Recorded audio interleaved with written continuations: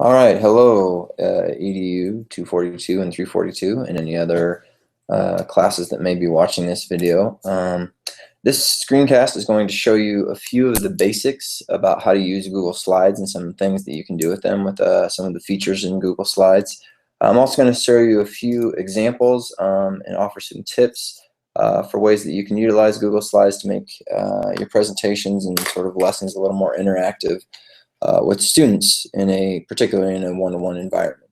So the first thing before we get started is for this particular class, I do have two folders shared with each of you. For 242, I have the 242 edits folder, and for 342, I have the 342 edits folder. If you don't already have those in what would be My Drive, like this right here, you will need to make sure that they are in My Drive. So one way that you can do that, I'm going to switch to a different account here, is if you go to your incoming on Google Drive and then kind of scroll down, you're going to hover over a folder, the 242 or 342 edits folder, and then click this little button that says Add to My Drive. That's going to be an important step for something that we will do a little later. So first things first, just make sure that you get the 242 folder or the 342 folder into My Drive. Now, from there, make sure that you click on My Drive, and we are going to start a new presentation. And what I'd like you to do for this is just first name it. I'm just going to keep it with a simple theme here, nothing particularly special. And then just name it as your name and then the class that you're in. So I might just say Mike 242 342 sample. And really on these slides I'm only going to have you make two particular slides, or three slides in total, with a few different components. And the first component, I'd just like you to tell a little bit about yourself and maybe even add in a picture of like places that you like to go or things that you like to do. So and just say my name is Mike, and then you can just add in like I might actually delete this particular one here, and then I can add in just I'm actually going to grab like a little shape here, and I'm going to throw in this little shape here, and I'm going to kind of twist it a little bit. I'm going to change the background color of it, and these are all simple things. There's nothing particularly special about what I'm doing here. I'm going to say likes to run, and now I can just kind of play with the text a little bit, make that a little bit nicer, and I can continue to do this. And I really just like you to show several things about yourself. And then probably one of the biggest things, I'm actually going to delete this here for a second, is whenever you're making presentations, one of the goals is to have less text and more pictures. So let your slides do the talking for you. You don't have to fill them up with tons of things. So, but one way to really add things to your slides is to click this, go to Tools, and then Research. And then it opens up this window here, just like we looked at last week on a regular Google document. And then I just change this to Images, and I'm actually going to get some free to use, share, or modify, and I'm just going to put running. I'm going to get some images of someone running. So this kind of silhouette picture is kind of handy here. And so I'll just kind of put that down by the side. So just what I'd like you to do is just make a slide, tell a few things about yourself, add in a couple pictures, and that will be fine. Because I just want you to be able to use this kind of Tools Research tab to be able to just drag things in and easily get the pictures that you like. You could put in restaurants that you like, you could put in music that you like, or anything like that.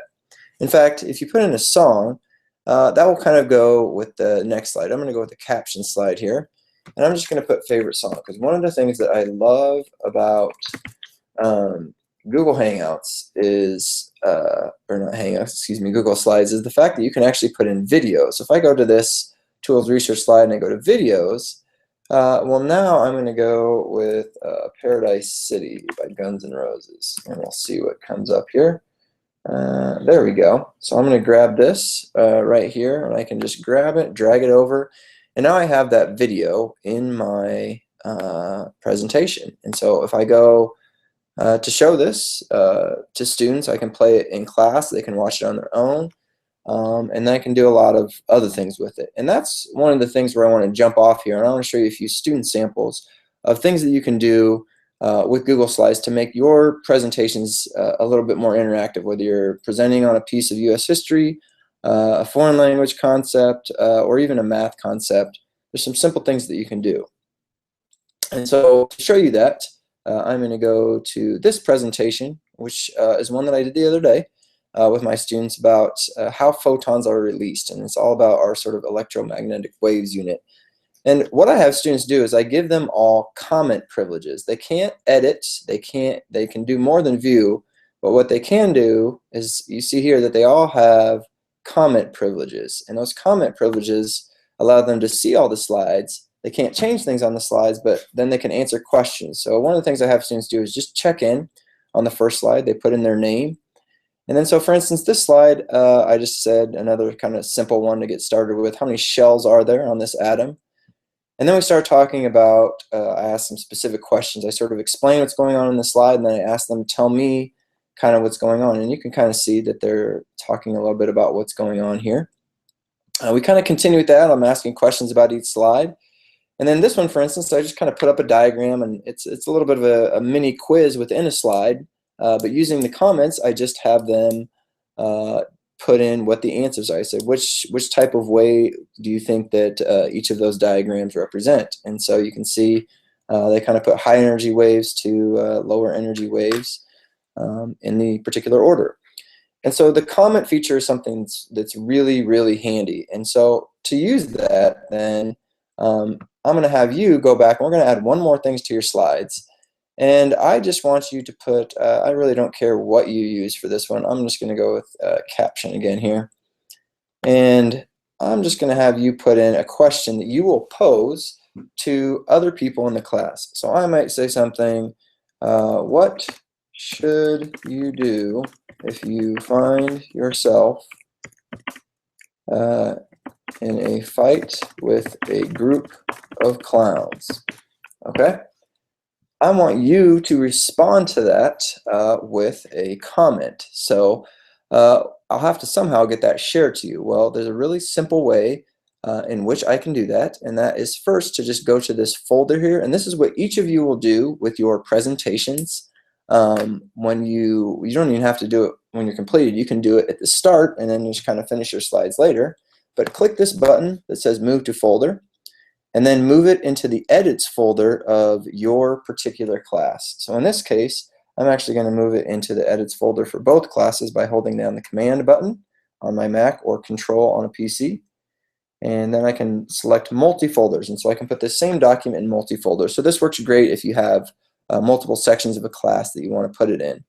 So then I click Move, and now you can see here that I have it shared with all of you guys in the class. Except I don't really want you to edit my slides. I really just want you to be able to comment. So really quickly, I can change over your privileges to comment. Now, if you've got 20, 30, 40 people that you're sharing this to, you might just keep them as editors and not worry about changing the privileges on them. I think that you can get by just fine with just edit privileges, because they'll still be able to comment with edit privileges, but this kind of secures the document a little bit more.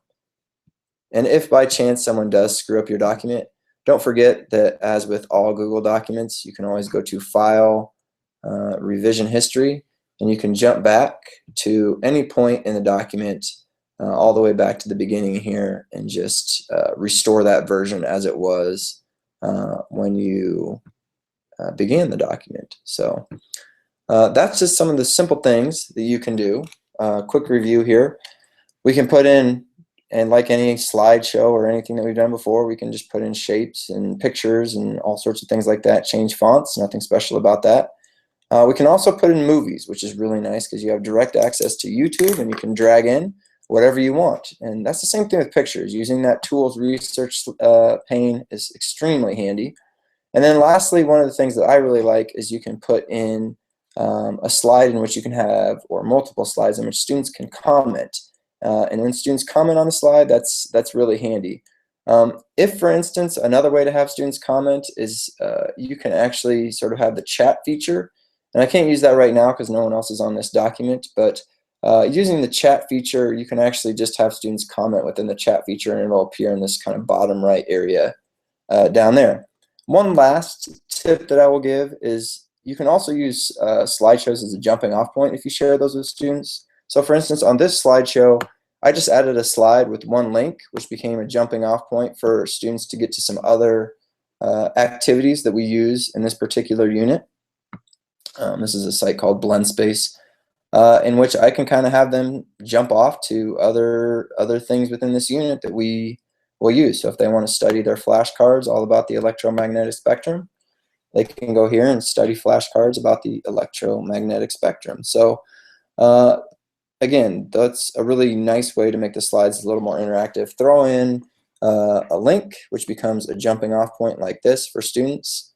Put in comments. And one other thing that I really like to do, for instance, here's another example, is you put in a movie, and then you can even ask questions about the movie. So I had students watch this movie about how neurons work, and one of the questions that I asked about the movie, it was just a quick little movie, is what is the purpose of myelin? And then you can see that everybody says, hey, it sends signals faster as they go through the presentation. So those are some quick tips for utilizing a Google Slides and some things that you can do with them. So for your assignment, what I would like you to do is create your own 3-slide Google slide. One slide will just have some information about yourself, one slide will have a video, and one slide will be a question in which you will ask others to comment. So once the folder that is for instance, if you're in class EDU 242, you'll open up this folder, you're going to see a bunch of other people's presentations.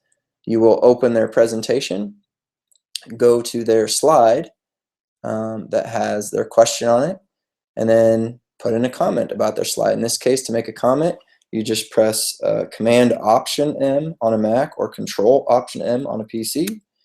And my answer to the question, what should you do if you find yourself in a fight with a group of clowns, is go for the juggler.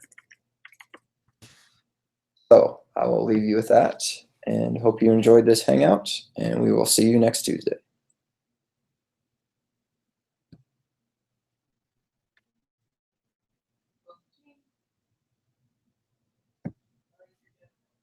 Thank you.